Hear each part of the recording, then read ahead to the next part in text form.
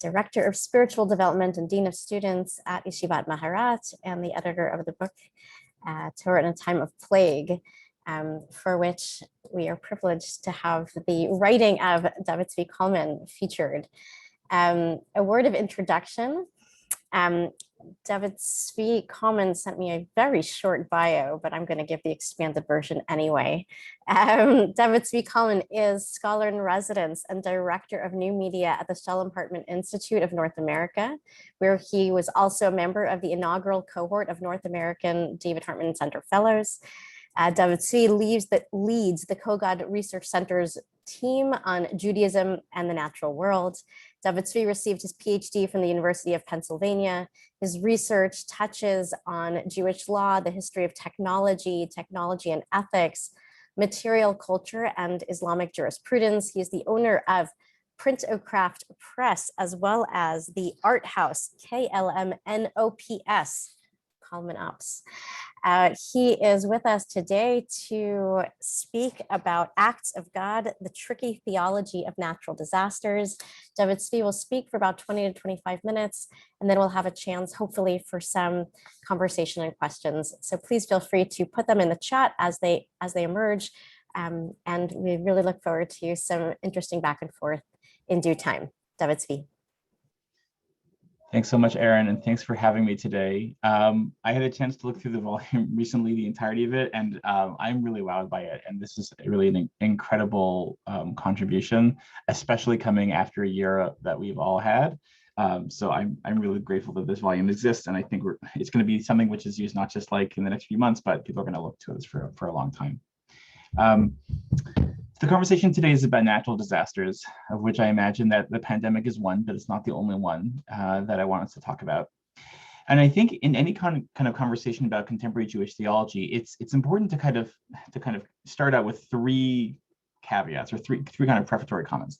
The first is that there are many times in conversations around Jewish theology when we end up treating what are actually theological problems, kind of essential problems around how we think about God, as just pedagogical problems. And so we don't say, what do I actually think about X, but rather, how do I communicate to someone else this perspective on God, without actually realizing that the thing you're trying to communicate isn't just a question of communication, but actually you yourself might not have the answer. So I think it's very important, first of all, to kind of differentiate those two things and take seriously the fact that, like, sometimes if there's a pedagogical problem, there's actually a kind of ontological problem. There's an essential problem lying behind that. The second is to kind of acknowledge that many people, including can y'all hear me? Great. That many people, including many people who teach Torah, feel like theological outsiders, by which I mean they don't feel like their theology stands directly in some kind of Maimonidean tradition. They don't feel like they can draw a line directly from some statement of beliefs to where they stand, but rather the theologies that many people develop are very private, they're very esoteric, they're often developed without communicating directly to other people. They're often, not entirely put into words. And I think that's actually more the norm than the exception. And so I think, if your relationship to these sources feels like a little bit different, or you're thinking like, I know I'm supposed to think this, but I'm actually not sure where I stand, like that's in some ways normal. And it's okay to have those questions. And the third thing is that I think we may not have noticed this, but for many people, our expectations of what Jewish theology is able to do, or the ways that it's able to communicate information about the nature of God, which is really how I'm using that phrase in the context of this class, our expectations of theology have begun to degrade, in that we spend a lot of time in halacha, or in Kabbalah, or in other areas of Jewish learning, and kind of have shifted slowly but surely away from conversations around theology. And I want to make the argument that one of the reasons for that is actually because of the ways we do and do not imagine God having connecting to the world around natural disasters, around a moment of massive casualties, massive human suffering. And so the question for this class is, how do you kind of address that question head on? Because it's not a minor question. I think it's a major question. I think it's a question that is not going to go away. I want to start out by suggesting a couple of answers that I find problematic. a couple of kind of ways that a couple of ways in which I see regularly there's a kind of obvious way in which you can connect God to disastrous natural world that are problematic. And so there's questions around, I'm just looking at questions in the chat. There's a question around theology. I'm really using this in a kind of very naive sense to talk about like ways that we think about God. I'm not trying to intend anything more specific than that. And in terms of natural disasters, I think the question, Diane, that you're getting at is actually a question that I want to address directly in this class, that yes, it exists as a natural disaster, but it also involves human failing. So I think like you're kind of getting to one of the things that I really want us to address. I want us to look at a couple of kind of responses to natural disasters that I see, and you have probably seen pretty regularly, and to think about why these do, or why these, I think, tend to rub us the wrong way. So here we go. Can you all see these sources? Okay, great. Source number one, a sign in Ramat Beit Shemesh from last year. If you say Lashon Hara, then you will be infected. Connecting directly that notion of coronavirus infection to Lashon Hara. This, I think, well, this particular iteration of that idea might be new. I think the idea that that diseases can be caused by a personal moral failing is not new. I think, in fact, is we just went through like Tazria Mitzorah. There is definitely within the Torah itself strong notions that there can be a connection between diseases and my personal behavior, or even personal disease and the community's behavior. You have this pretty clearly in the second paragraph of Shema as well, right? A notion that if you act in a certain way, then your agriculture will succeed. If you act in a certain other way, agriculture may not succeed. So this is like it's there. It's there pretty early on within Jewish text, within the Torah itself. The second is just kind of bring this home. This is not like a kind of outlier position. This has been brought to bear before within the context of other, what I'm going to call natural disasters. Here I'm speaking about another pandemic, the AIDS pandemic, their AIDS epidemic, where I think very much in the 1980s, there was a question about how do you think about the fact that AIDS is this, on the one hand, it's this terrible disease. On the other hand, it seems to be closely associated with homosexual sex and homosexual activity, and that it seems to be transmitted through the act of sex itself, which I think for some people suggested that there is a kind of punishment going on with the kind of transmission of AIDS among people who engage in homosexual activities. But I think there was a kind of second question that came out of this, which was, well, it's not everybody who is, not every person who dies of AIDS is someone who is gay or engaged in homosexual activities. There are also, there are kids who die of AIDS. There are kids who receive blood transfusions that have HIV in them that ended up dying of AIDS. How do you think about those people? And so, there was a volume basically collecting responses to these in the early 90s. One of the contributions was by David Novak, who's a professor of philosophy at the University of Toronto. And he basically wrote, like, you know what? Like, if you look at the sources, if you look within the sources of the Jewish tradition, that actually makes sense too. There are ways of thinking about that. He says in source number 2, the fact that children can be born with AIDS because of the act of their parents seems to raise the old fear that God punishes the children for the sins of their parents. This fear also applies to those who have contracted AIDS because of having it been infused in one way or the other with the bodily fluids of someone who did contact AIDS because of his or her own acts. In other words, we suffer not only for our own sins, but for the sins of others before us. This raises the whole question of original sin, a doctrine that most Jews, at least most liberal Jews, are surprised, if not shocked, to learn that Judaism affirms, as does Christianity after it, albeit with some important differences. So I think these sources kind of leave us in a bit of a sticky situation. In that, on the one hand, I think for many people, hearing that message that a child's death could be, a child's death, I should say, could be attributed to some moral failing by someone who's totally not connected to them, not because of anything they did personally, that I think for many people strikes us as not just wrong, but offensive. To even suggest that could be the case, it strikes us as offensive. On the other hand, there are sources that support these positions. There are sources within the Jewish tradition that support these positions. And I think that friction between that, on the one hand, instinct that there is a kind of offense here, on the other hand, that these things are well sourced, gives us in a difficult situation, one where I think the most obvious and most commonly used approach is to actually just look away entirely and say, like, I don't want to think about this. Like, I don't like these sources very much. I don't really know how to resolve them. I'm just going to talk about something else. that's more comfortable, where I feel like I am on firmer ground. So, that's one approach. I don't know how much that approach works. First of all, because I think it's hard to overestimate how important these kinds of concepts are to Judaism itself, right? It's not accidental to Judaism as a religion that God inflicts punishment on people on the basis of their actions. That's an incredibly important part of not just Judaism, but many religions in the world. In fact, the development of a philosophy itself, as philosophers understand it, as Aristotle understood it, is in some ways actually connected to kind of breaking that connection by saying, actually, there are ways in which the world operates that have nothing to do with God at all. So Aristotle identifies even the first philosopher, Thales of Miletus, as being the person who says, you know what, I don't think that weather is about God. I think that weather is about water, which he imagined everything was ultimately made of water. So this is not like a kind of incidental issue. This is something that actually needs to be addressed. Beyond that, I think this question is more complicated today than it used to be. And it's more complicated basically because I think, as Diane has already alluded to, the line between human activity and divine activity is blurrier than it used to be. And there are many activities today, there are many disasters today, which could reasonably be attributed either to God or to human beings or to both. And I'll give you an example of this.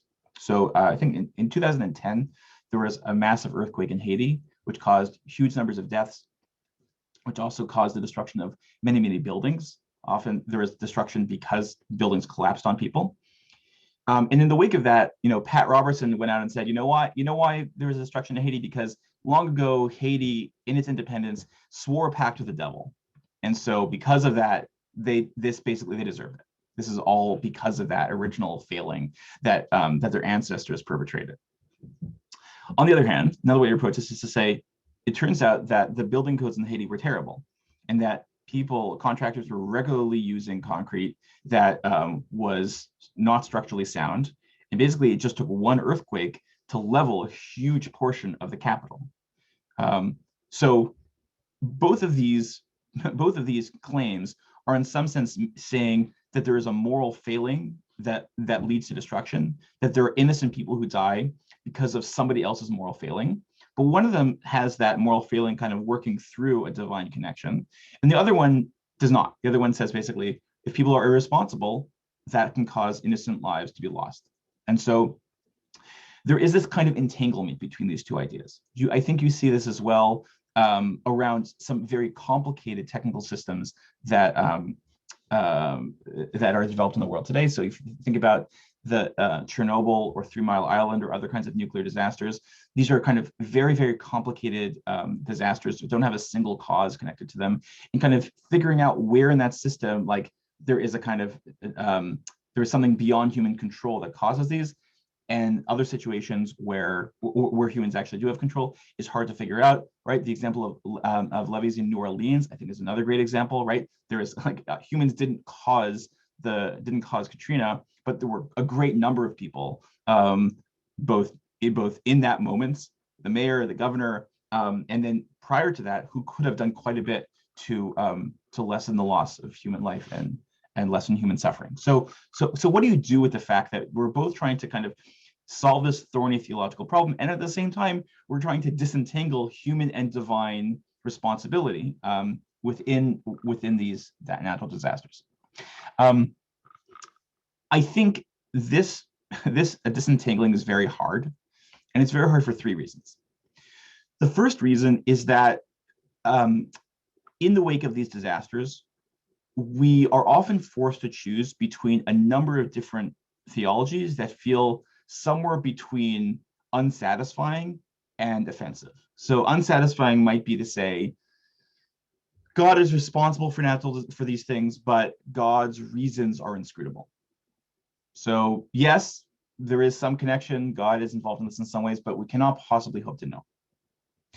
You could also say, as as Pat Robertson says, or as the idea that coronavirus is caused by Lashon Hara says, that God is responsible, but God is just punishing sinners. But then again, can lead to a kind of offense. You could also say that well, God is responsible, but there's also a kind of chaos element in the world that God can't do anything about. This is very popular in America, which is a land that's prone to a great number of tornadoes. And in the wake of many tornadoes in America, there are, Christian preachers who will stand up and say, you know what, the way I think about this is that, yes, God controls the world, but also like weather is so complicated. There's always something random happening in the world, and God can't be responsible for every single random event. That's out of God's abilities. Or you could say a response, which I think kind of touches on some of the post-Holocaust theology that you may be thinking about already, that God controls the world, but God also has allowed human beings to have their own free will. And God has allowed human beings to act incredibly destructively if they so choose, and be incredibly terrible to each other. So I think all of these responses, some of them are offensive, some of them kind of don't really give you anything to work with. And some of them end up kind of passing the buck from God to human beings. And this ends up being, I think, the second problem with this natural disaster theology, which is that natural disaster theologies, let me say, tend to turn politicians into theologians and theologians into politicians, by which I mean nobody wants it to be their fault. Nobody wants it to be their fault that human beings have died. And so what will happen is, if you are a politician and something terrible happens on your watch, you might then say, you know what, it couldn't be avoided. What was I supposed to do? There's some things that are even out of my control. Even if they don't use theological language, there is a way in which people in power will often do whatever they can, use whatever rhetoric they can to say, like, actually, this is not about me, this is about somebody else, or this is about nobody.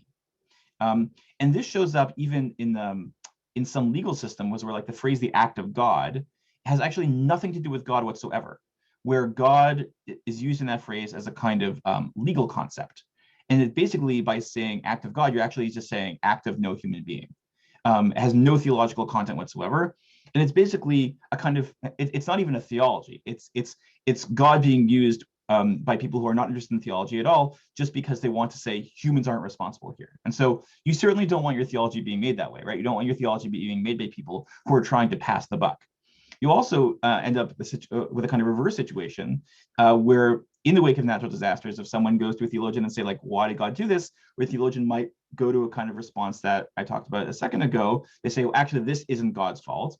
This is about politicians. This is about the people in charge. So in both situations, people, the theologies that develop out of natural disasters are very often developed by people who have a vested interest in having it not be their responsibility to answer to this.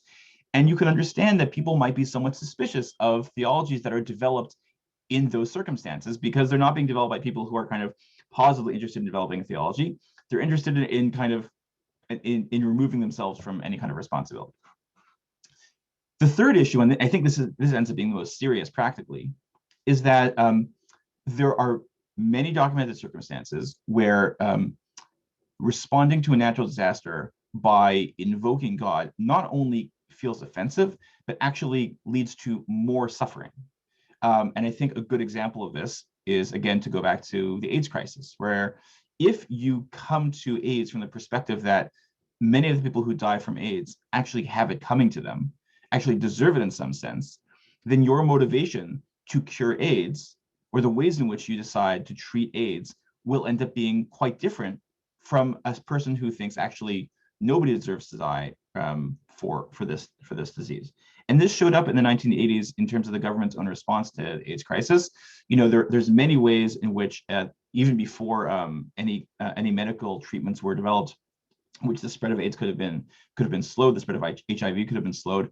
One of the most important ones was to develop better sex education. The government chose not to do that and instead said, we're going to close down the bathhouses. We're not going to kind of promote condom use. We're just kind of going to kind of focus on the things that also contain a kind of moral message. And so there's kind of real danger here that if your public policy ends up being motivated by theology, then you actually end up in a situation where you perpetuate the kinds of moral messages which you have already developed internally. This shows up in the 19th century as well, right? The development of anesthesia, especially anesthesia for women in childbirth, is slowed in part out of a Christian sense that women are supposed to suffer. It says so in the Torah that women are supposed to suffer. And so like, who are we to get in the way of that? Or you have this even around lightning rods in the 18th century, where there is initially some church resistance to using lightning rods, especially on church buildings, out of a sense that like, if God wants to destroy my church by like blasting with lightning, like that's God's business. Who am I to do anything about that? Who am I to change that in any way? So I think these are three pretty thorny problems. I want to spend 5 minutes suggesting some solutions, and then we'll kind of go to questions. So one solution is to kind of lean into the idea that we can't know anything and simply say, we're never going to end up with good answers to this problem, and actually say, this is really a continuation of a kind of Holocaust or post-Holocaust theology. And I think a person who spoke to that very well is Lord Emanuel Jacobitz, who previously was the chief rabbi of the United Kingdom, who writes, and under no circumstances should we be justified in branding the incidence of the disease, HIV/AIDS, individually, collectively as punishment that singles out individuals or groups for wrongdoing and lets them suffer as a consequence. We are not inspired enough, prophetic enough. We have not the vision that would enable us to link as an assertion of certainty any form of human travail, grief, and bereavement, or suffering in general with shortcomings of a moral nature.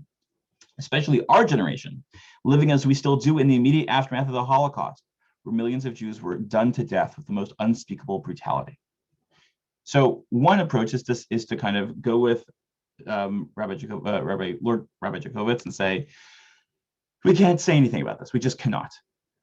The result of this action is, in some ways, it kind of saves you from a series of very difficult conversations. On the other hand, it severely limits what your theology can do, right? Like there's this major part of Jewish theology, which you then basically tell yourself is off limits.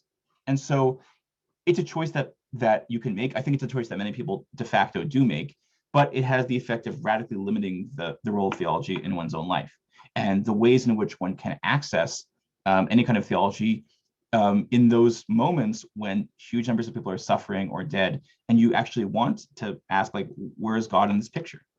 So that's one way to think about it.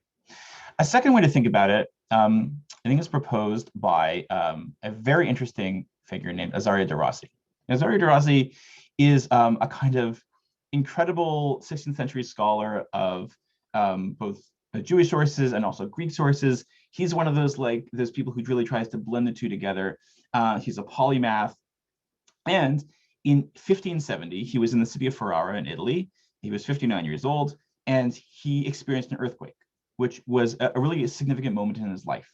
And he, in that moment, kind of tried to think through, how do I think about this notion of natural disaster in the wake of what I've experienced? And what he says, I'm not going to read the source because it's too long, is basically he tries to come up with what he understands as a Jewish perspective on natural disaster, where he says, I'm going to tell you all the Jewish sources, every Jewish source I can find, every Midrash, every Mishnah, every Talmudic text, which says anything about earthquakes.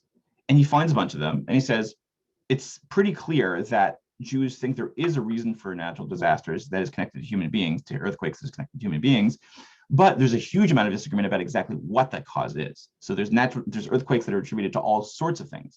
And so what he basically takes away from that is this idea that the kind of the Greek perspective, the Hellenistic perspective on natural disasters, is that they have nothing to do with human beings. There's no cause to them whatsoever. But that for Jews, even if they can't agree about exactly what caused the natural disaster, they can agree that it is in some ways connected to human beings. And so this is a kind of halfway house where we say, human beings are responsible in some ways. We agree to that. But doing any more than that actually requires a little bit more work. Figuring out any more than saying they're responsible requires some kind of individual case study. And you can't make any blanket statements about this. The last perspective that I want to suggest is from Maimonides.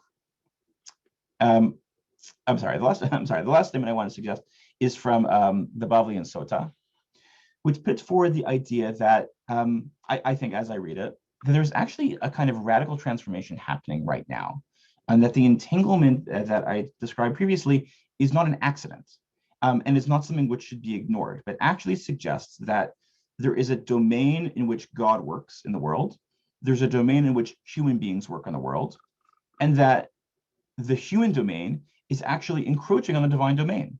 That actually, it's not just that we perceive human beings as having more ability to affect the world than they used to through climate change and through other kinds of things, but actually that is the case, that actually God's role in the world is diminished and the human role in the world is increasing. And so what should happen as a result of that shift in responsibility, as I read the source in the Bavli, is that as human responsibility increases, their responsibility to act as God did in the world increases in the same way. And I think that Sota says this by basically saying that the way that human beings are supposed to act in the world should always be emulating God. So what it says, Rabbi Chama son of Chanina says, why is it written after the Lord your God you should walk? Is it possible for a person to follow the divine presence? Hasn't it already been stated for the Lord your God as a devouring fire? And he says, instead, one should follow the attributes of the Holy Blessed One. Just as God clothes the naked, as it is written, and the Lord God made for Adam and for his wife garments of skin and clothe them, so too should you clothe the naked. Just as the Holy Blessed One visits the sick, as it is written concerning Abraham's circumcision, and the Lord appeared to him by the terebinths of Mamre, so too should you visit the sick. And so you get the idea, right? That all of these divine activities are in some sense communicating to human beings, you are supposed to act like this in the world. And so the way you can extend that is to say, if we are now in a situation where human beings are so powerful in their ability to control the world, you can't actually tell where human activity ends and divine activity begins, you should actually embrace that. Say, this means that human beings have a huge amount of responsibility that was previously divine responsibility. And in the wake of that, the way that we should look to what our responsibility entails in those circumstances is by looking to God and saying, like, well, what does God do? How did God respond in these situations? And we should try to do the same thing. So these approaches, Rabbi Jacobowitz's approach of saying, a kind of agnosticism, De Rossi's approach by saying there is some connection to human beings, but we're not going to know exactly what it is. And this source that basically suggests a new kind of radical theology of human empowerment, I think are three different ways of thinking about a solution to this problem. I'll say, like, personally, I don't know that any one of them is entirely satisfying to me, but I'll stop here and let's get to the discussion. Great. Thank you so much, David Zvi. I'm going to begin, and people, please feel free, if you haven't already, to put questions in the chat, and I'll help moderate that. So I want to just ask you to sort of keep going where you left us. So the last model that you presented, you suggested was a new radical theology of personal responsibility, I think you said, if I'm not mistaken. And I want to come back to the opening image of the sign regarding Lashon Hara, right, of Lo Medabrim, Lo Nidbakim. If you don't speak badly, you won't be afflicted. And I guess I'm just wondering whether this model that you've left us with is actually all that different from the original, or whether it's kind of cast in new language, but ultimately says the same thing, which is human beings are responsible for what's coming to them, and that can present in a number of ways, but we do, and the world responds, but we are the ones who are bringing it upon ourselves. So can you speak a little bit more about that? Sure. I think you're right that there is a connection there, and structurally, the ways that we talk about human beings responsible because of kind of failed government policy is not actually that different from saying, if you speak Lashon Hara, if you gossip, then you'll get coronavirus. Mm-hmm. The difference, I think, ends up being about plausibility, about being certain connections we find actually make sense to us, and certain ones we imagine as being as more fantastical. And in circumstances like natural disasters where the stakes are so high, where there's so much emotion running in those moments, it's not a small thing to kind of come up with an implausible situation. It's actually irresponsible to do that. A source that I had at the end, which we don't have time to look at together, is Susan Sontag, who writes about the notion of illness as a metaphor. And one thing she says is, whenever you're talking about any kind of illness, she's talking about cancer, you have to be extremely careful about the ways in which you use these very, very powerful analogies to talk about anything else, because it is so easy to take the kind of metaphor around an illness, like, say, using the metaphor of Lashon Hara as something which spreads to connect it to a virus which spreads, even something that spreads through like speech. But doing that is actually very dangerous and can cause quite a bit of pain. Of course.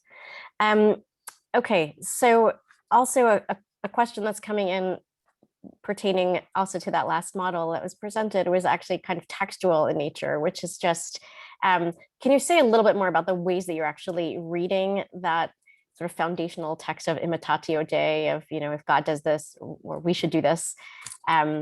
How does that become a kind of foundational theological tool, specifically as it relates to things that appear to be punishments? Yeah. So here I think, like, to kind of put a point on what I'm saying, because I think that it ends up being the radical claim that I'm trying to make, is that in the 21st century, I think we frequently struggle with how to think about the amount of power that we now have over our world, and whether that power ends up kind of overshadowing the way that we end up thinking about God. Because if all the things that we once imagined God doing, especially controlling the weather, are now in our camp, then like, what is there left for God to do? And so I think, like, one way of approaching that is to say, like, well, God is still there, but like, it's more subtle. You have to look for it more carefully. I think that's a fine approach. I think you might suggest that, like, Rambam, for example, follows that approach.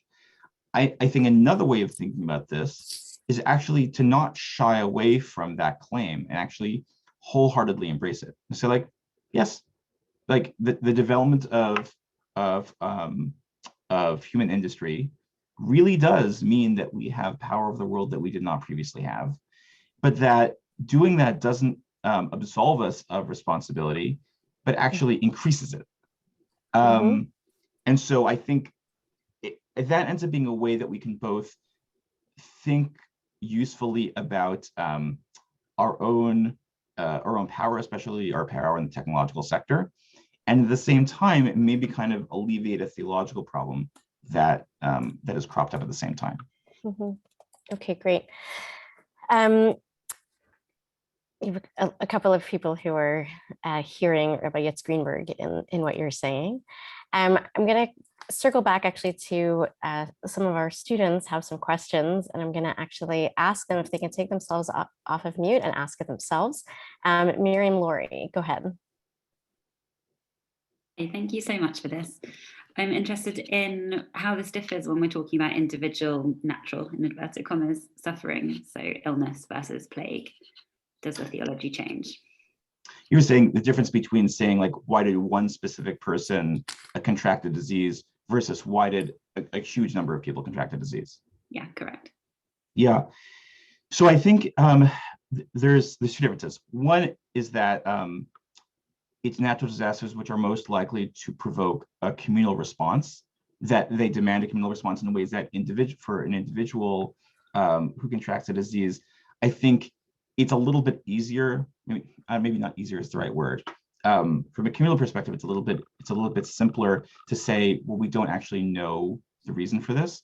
And also, in many instances, when an individual contracts a disease, you really don't know exactly why they contracted it. Like, it's often much harder to draw a causal link between the way that they live their life and the particular disease. Sometimes you can, most often you can't. With natural disasters, there usually is some pretty clear blame that you can assign, whether that's to a group of human beings or to some negligence, whatever it is. And so because actually there is not a kind of absence of causes, but actually a wealth of potential causes, like a wealth of potential targets, that's why you end up with these kinds of problems in those situations and not in situations of individual illness. Thank you. Bria. Hi, thank you, David. I'm wondering about a potential response that invokes an anger with God, that asks, why, God, did you do this? That is actually calling upon the personal relationship. And yeah, it doesn't seem to attribute blame to some other party, but it actually calls God in. I think it's a good point. And I would say, like, the answers that I've suggested here are a little bit bloodless, in that they're all trying to find a space to have a theology which doesn't lead people just to be angry at God all the time. But of course, there are many people, just as many people who default to saying like, I just can't access this relationship to God, or this part of my relationship to God. Mhm. There are people who default to just a kind of like underlying constant anger at the way in which they perceive God to be acting in the world. And I think that I would say, like, whether or not that anger is appropriate, it's important to not ignore it. I think it's very much possible. I think there are people for whom anger actually is a part of the theology. Like, part of their theology is like, I believe in God and I'm angry at God, and like that's my belief. So I don't think I really addressed that here. I think it is worth addressing, and I think it's worth adding as another approach. Okay, thank you. Rafi? Yeah, hi, thanks. I was just thinking about, like, where do you see sort of like global communication like fitting into like theology? I guess I feel like pre sort of like we have the internet now, and we know what people are experiencing outside of our lives, and like I feel like the personal encounter with life, like that could be a theology, like, and I feel like because we know what's happening outside of our lives, like we start to think, oh, like something's going good for somebody else and bad for another person. It's very hard to tell like what God wants. I guess like my question is just like, how do you see that playing a role in like theology today? I think it's a good point, and that flood of information that we now have, I think, is an important part of how we, first of all, think about assigning blame, because we can actually sometimes quantify exactly like what would have happened if X politician or X corporation made a decision differently, and it allows you to compare your own life, your own circumstances to other people's lives and circumstances. So I don't know that limits suffering. I think like the way that people experience suffering is not by default relative to the way that someone else experiences suffering, even if like objectively that person is like much worse off than you are. But I think the access to that kind of information is an important piece of contemporary theology in some sense. Like, and I think it's worth exploring, and I have not done this exploration of what exactly it means to have kind of a kind of quantified theology, like a data-driven theology. I don't know if that's a phrase, but I think it's worth considering that. Okay, thank you, Rabbi Jeff. Thanks so much, David Zvi. This has really been terrific. In addition to hearing Rav Yitz's overtones, I'm also hearing a little bit of Rabbi David Hartman's, sort of all of our teachers, in one way or another. And it's sort of a move that he makes is a little bit from the theology to sort of talking about God in a heavy sense, to anthropology and talking about human behavior and responsibility. So I wonder if you could reflect on that a little bit. And then also, what does that mean if we're responsible when there are issues in the world like climate change and the like, which are sort of so overwhelming but where is our responsibility and our ability to actually change it actually lie? Yeah, I don't know that I can address the first point, because ironically I am not a scholar of David Hartman, so I don't know that I can speak to that point directly. In terms of the climate change question, I think this is kind of like the paradigmatic issue, that this, like, in some ways the question of climate change feels like a kind of dress rehearsal for the larger conversation of the conversation around the pandemic feels like a kind of dress rehearsal for the larger conversation around climate change, because it's really in the context of climate change that we imagine our role and our ability to the world as being radically different. So I think, yeah, I don't know that I have much to say beyond that. I think also it's interesting because then the second paragraph of Shema actually comes back to be pshat. Like we are the ones causing the agriculture to fall apart in some very real way. One thing that I would that's worth kind of exploring, which I haven't explored here as much, is that question of who the we is, because there is a way in which you can talk about this still as a kind of, who's responsible.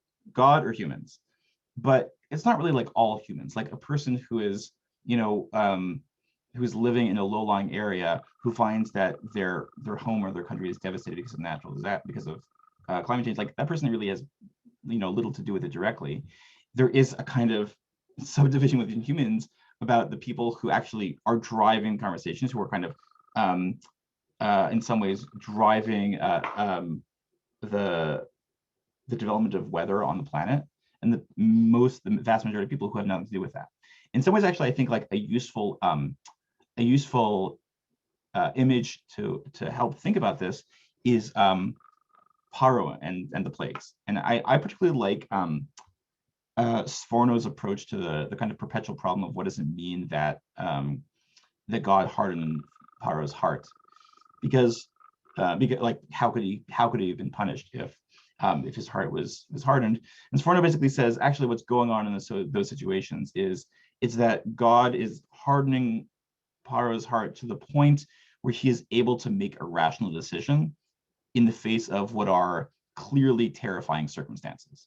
So it's not that God like forces Paro to prevent the Jews from leaving, but rather that God kind of puts Paro back into the position where he can make a like well thought out decision about what the right thing to do is. And the reason that he is punished is that consistently, given that situation, he again and again and again decides to continue to keep the Jews. The reason I think that's helpful is because there is, I think, for many people in position of leadership, a kind of disconnect between them and the disaster that they are causing. That many, like Paro is kind of like in the palace, protected, hardened from experiencing the devastation that the people around him are experiencing, according to Sforno. And I think many people in positions of power have that same kind of experience with like, what do I care about this? I have my bunker in New Zealand. I can just go there. What do I care about any of this? In some ways, like I think, Donald Trump getting coronavirus was like an interesting exception in that you have this kind of global pandemic, which actually ends up affecting directly the person who is in power. But I think that really is an exception that very rarely happens. Okay, thank you. Final question from Rabbi Barry Gelman, please. Hi, Zvi. It was really a real treat to learn with you and from you. Thank you.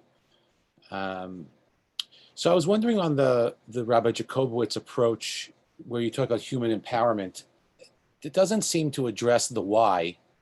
It seems to more just empower people to do something about it, which may make us feel better. Am I getting that? Am I getting that right? Yes, not from Rabbi Jacobowitz. I think he has a different approach. But yes, that is the final approach that I suggested. Okay, thank you.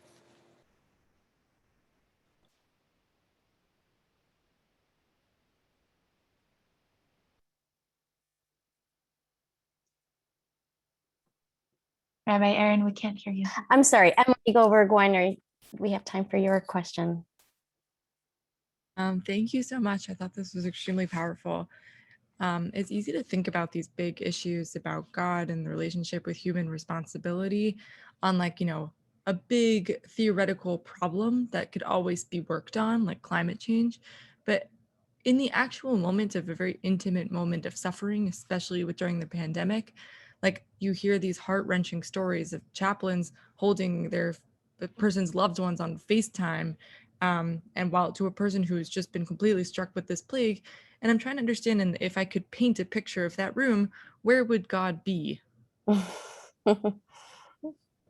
Wow, what a great final question. I think in some ways I would go back to the answer I gave before about the difference between imagining group suffering and individual suffering, which is that I think on an individual level, you end up kind of defaulting to we can't know, because that is often the truth. You often can't know, and I think it would be similar, kind of like irresponsible to say like we're gonna like trace exactly how this person received coronavirus, like we're going to blame the person who gave it to them, and then the person who gave it to them, and like and on and on and on all the way back.